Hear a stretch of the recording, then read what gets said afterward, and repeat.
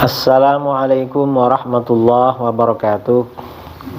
Bismillahirrahmanirrahim. Alhamdulillahi rabbil alamin. Wabihi nasta'inu ala umurid dunya waddin.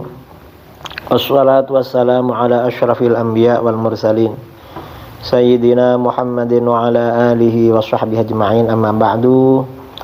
Saudara-saudara kaum muslimin dimanapun Anda berada, edisi kali ini kita berbicara tentang tahlilan. Mengapa? Ada Wahabi bilang tahlilan itu sesat, gak ada dalilnya. Itu Ustadz Wahabi yang viral. Nah, ini perlu kita luruskan. Mengapa? Tahlilan itu dari dulu gak ada persoalan tahlilan, dan dalilnya kuat.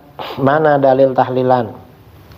Yang pertama, An Nabi Sa'id Al-Khudri radhiyallahu an Rasulillah sallallahu alaihi wasallam qala Musa, ya Rabbi allimni syai'an adhkuruka bihi wa ad'uka bihi. Qala ya Musa la ilaha illallah. Qala Musa ya Rabbi kullu ibadika yaqulu hadha. Qala qul la ilaha illallah. Qala la ilaha illa anta. Innama uridu syai'an takhussuni bihi. Qal ya Musa law anna as-samawati sab'a wa 'amirahunna ghairi wal ardina sab'a fi kaffatin wa la ilaha illallah fi kaffatin malat bihinna la ilaha illallah. Haditsun sahih rawahu Abu Ya'la wan Nasa'i wa Tabrani fi du'a wa sahhahahu Ibnu Hibban wal Hakim. Dari Abu Sa'id Al-Khudri radhiyallahu an, Rasulullah SAW bersabda, Musa berkata, hai Tuhanku, ajarilah aku sesuatu untuk berzikir dan berdoa kepadamu. Tuhan berfirman, hai Musa, katakanlah la ilaha illallah.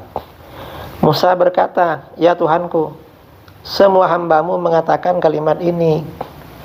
Tuhan berfirman, katakanlah la ilaha illallah. Musa berkata, la ilaha illa anta ya Tuhanku. Sebenarnya aku menginginkan bacaan khusus untukku yang gak dibaca orang lain. Tuhan berfirman, hai Musa, seandainya tujuh langit dan isinya selain aku, serta 7 bumi berada dalam satu piringan timbangan, sedangkan la ilaha illallah berada dalam piringan timbangan satunya, tentu la ilaha illallah lebih berat dari semuanya. Artinya apa? Pahala la ilaha illallah lebih berat daripada 7 langit dan bumi dan seisinya. Itu pahalanya. Ini la ilaha illallah. Lalu mengapa la ilaha illallah ini dibaca untuk orang meninggal? Ini hadisnya. An Jabir bin Abdullah Al-Ansari radhiyallahu anhu qala, kharajana ma'a Rasulillah sallallahu alaihi wasallam yauman ila Sa'd bin Mu'adz hina tuwfi.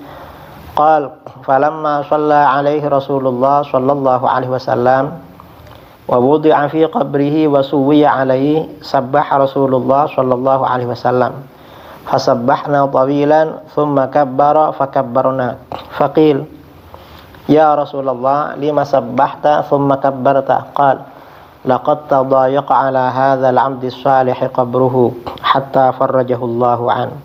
Haditsun hasan rawahu Ahmad wal Hakim at-Tirmidzi fi Nawadiril Usul wa Tabrani fil Kabir wal Baihaqi fi Itsbati Azabil Qabr.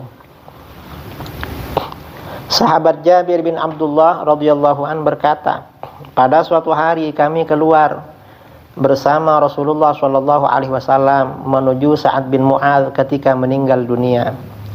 Setelah Rasulullah sallallahu alaihi wasallam mensolatinya, ia diletakkan di dalam kubur dan kemudian diratakan dengan tanah. Maka Rasulullah SAW membaca tasbih, baca subhanallah, dan kami membaca tasbih dalam waktu yang lama. Lalu baginda membaca takbir, baca Allahu Akbar, dan kami membaca takbir pula, lama pula. Kemudian baginda ditanya, wahai Rasulullah, mengapa engkau membaca tasbih kemudian membaca takbir? Baginda SAW menjawab, sungguh kuburan hamba Allah yang soleh ini benar-benar menghimpitnya, maka aku membacanya sehingga Allah melepaskannya dari himpitan itu. Artinya bacaan zikir ini dapat menjadi solusi bagi orang yang meninggal. kalau diazab, dihimpit oleh alam kubur akan dilepaskan oleh Allah, berdasarkan hadis sahih ini. Dalam hadis lain, riwayat lain ya, an Jabirin radhiyallahu anhu qala lamma mata Sa'dun syahida Rasulullah sallallahu alaihi wasallam janazatahu fajalasa 'ala al-qabri faqala la ilaha illallah subhanallah thumma qala hadzal 'abdus salihu laqad dayyaqa 'alaihi qabru hatta khashitu alla yuwassa' 'alaihi thumma wussi'a 'alaihi rawahul Hakim at-Tirmidzi fi Nawadiril Usul. Sahabat Jabir radhiyallahu an berkata, ketika Sa'ad bin Mu'adz meninggal dunia, Rasulullah sallallahu alaihi wasallam menghadiri jenazahnya, lalu duduk di atas kuburnya, lalu berkata, la ilaha illallah subhanallah. Bacanya lama, kemudian bersabda, hamba yang soleh ini benar-benar telah dihimpit oleh kuburnya, sehingga aku khawatir tidak akan dilapangkan baginya, tetapi kemudian dilapangkan baginya. Jadi baca la ilaha illallah, baca subhanallah di atas kuburan. Itu tahlil namanya. Dalam riwayat lain,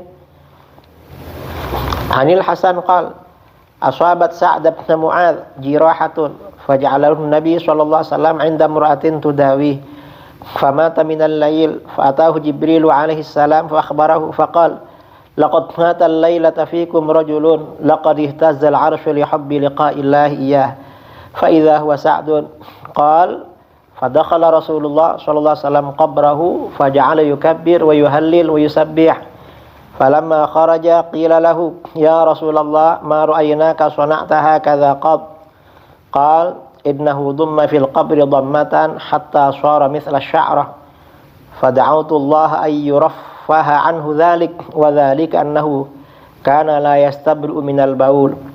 Arwahu Hannad bin As-Sari fi Kitabiz Zuhdi. Al-Hasan berkata, Sa'ad bin Mu'adz terkena cedera pada waktu perang Khandaq. Lalu Nabi SAW meletakkannya pada seorang perempuan yang dapat mengobatinya. Ternyata pada malam itu ia meninggal dunia. Lalu Jibril mendatangi Nabi SAW dan mengabarkan tentang kematiannya dan berkata, pada malam ini telah meninggal dunia salah seorang di antara kamu, di mana arasy bergoncang karenanya, karena Allah senang untuk menjumpainya. Ternyata laki-laki itu adalah Sa'ad. Al-Hasan berkata, lalu Rasulullah SAW memasuki kuburannya, lalu membaca takbir, tahlil, dan tasbih. Setelah Nabi SAW keluar, beliau ditanya, ya Rasulullah, kami tidak melihatmu melakukan seperti ini sebelumnya. Artinya di kuburannya baca tasbih, tahlil, dan takbir. Beliau bersabda, sesungguhnya Sa'ad benar-benar dihimpit di dalam kuburnya dengan himpitan yang membuatnya seperti sehelai rambut sampai remuk dihimpit. Aku berdoa kepada Allah agar meringankan himpitan itu kepadanya. Demikian itu karena ia tidak menuntaskan dari air kencing. Kalau pipis gak sampai selesai, lalu wudhu ada pipis lagi, terus sholat. Itu menyebabkan himpitan dahsyat di alam kubur. Itu yang sholat, gimana yang gak sholat? Nah, beberapa riwayat ini menjelaskan bahwa bacaan zikir pertama kali untuk orang mati itu dari baginda Rasulullah SAW dan diikuti oleh para sahabat. Bukan Kiai Jawa, bukan Buya dari Sumatera, bukan Abu dari Aceh, bukan Tuan Guru dari Nusa Tenggara Barat, bukan. Tapi itu ajaran dari baginda Rasulullah SAW. Nah, ini saudara Ibnu Taimiyah yang menjadi panutan ulama Salafi Wahabi ternyata menganjurkan ritual tahlilan. Di mana itu? Beliau punya kitab Majmu' Fatawa Syekhul Islam Ibnu Taimiyah, juz 24 halaman 180. Wa su'ila amman halala sab'ina alfa marrah wa ahdahu lil mayyit yakunu bara'atan lil mayyit minan nar haditsun sahih amla wa idza halala al insan wa ahdahu ilal mayyit yasul ila thawabu amla fa'ajab. Ibnu Taimiyah ditanya, ada orang baca tahlil 70.000 kali lalu dihadiahkan kepada orang mati dan agar dia bebas dari neraka. Ini hadis sahih apa bukan? Dan kalau ada orang baca tahlil lalu dihadiahkan pahalanya pada orang mati, sampai apa enggak? Beliau menjawab, idza halalal insan hakadza.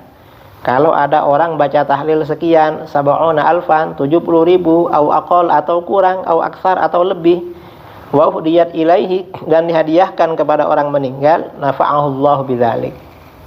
Maka Allah memberi manfaat pada orang itu dengan bacaan tahlil itu. Walaysa hadza haditsan sahihan wala dhaifan. Wallahu a'lam. Ini bukan hadis sahih dan bukan hadis dhaif yang angka 70.000 itu. Ya, kalau baca tahlil untuk orang mati, baca takbir, tasbih, itu Rasulullah SAW yang mengajarkan. Memang ada. Lalu di bagian lain, wasu'ila an qiraati ahlil mayyit taswilu ilai wat tasbih wat tahmid wat tahlil wat takbir idza ahdathul mayyit yaswilu ilai thawabuhu amla fa'jab. Ibnu Taimiyah ditanya tentang keluarga si mati membaca Al-Quran, nyampe apa enggak kepada si mati? Atau baca tasbih, baca tahmid, baca tahlil, baca takbir dihadiahkan kepada si mati, pahalanya sampai apa enggak? Fa'jab, beliau jawab, yasuru ilal mayyit qiraatu ahli. Sampai kepada orang mati bacaan Al-Quran dari pihak keluarga. Wa tasbihuhum, bacaan tasbih, wa takbiruhum, takbir, wa sairu dzikrihim lillahi ta'ala, dan semua zikirnya kepada Allah. Idza ahdahu ilal mayyit wa shalla ilaihi. Kalau mereka hadiahkan kepada orang mati sampai. Wallahu a'lam. Ini juz 24 halaman 180. Lalu bagian lain, Ibnu Taimiyah juga, wasu'ila an rajulin yungkiru ala ahli dzikri yaqulu lahum. Ibnu Taimiyah ditanya, ada orang yang protes pada orang yang zikir bersama. Dia bilang sama mereka, hadza dzikru bid'ah. Zikir ini bid'ah. Wajah rukum fi dzikri bid'ah. Kalian zikir dengan suara keras bid'ah. Wa hum yaftatihuna bil Qur'an wa yakhtatimun. Mereka itu zikirnya diawali dengan Al-Qur'an, ditutup dengan Al-Qur'an. Famada'una lil muslimin al-ahya wal amwat. Lalu mereka mendoakan umat Islam yang masih hidup maupun yang sudah mati. Wa jama'una at-tasbih wat tahmid wat tahlil wat takbir wal hauqalah. Lalu mereka gabung dengan tasbih, tahmid, tahlil, takbir, la haula wala quwata illa billah, wa yusalluna 'alan nabi sallallahu. Dan mereka bersolawat kepada Nabi sallallahu. Wal munkir ya'malus sima marratin bit tasfiq wa yubtilu dzikra fi waqti amalis sima. Orang yang ingkar itu melakukan simak berkali-kali dengan tepuk tangan. Yang protes sama tadi itu tepuk tangan, dan dia membatalkan zikir pada waktu simak, mendengarkan lagu-lagu atau apa, fa'ajab. Maka Ibnu Taimiyah menjawab, al-ijtima' li dzikrillah wastima'u kitabihi wa du'a amalun shalih wa huwa min afdhalil qurubat wal ibadat fil awqat. Berkumpul untuk berzikir kepada Allah, mendengarkan Al-Quran yang dibaca, doa bersama, itu amal shalih, dan itu termasuk ibadah yang paling utama dalam setiap waktu. Ini kata Syekh Ibnu Taimiyah. Dan itu tahlilan, saudara. Artinya apa? Tahlilan itu tidak ada perselisihan di kalangan ulama dulu. Yang melarang-larang ini ya Wahabi belakangan ini aja. Mengapa? Karena Wahabi ini kurang piknik, ya, kurang literasi, gagal faham, dan bersumbu pendek, sedikit-sedikit membid'ahkan orang. Sekian, Allahu a'lam. Assalamualaikum warahmatullahi wabarakatuh.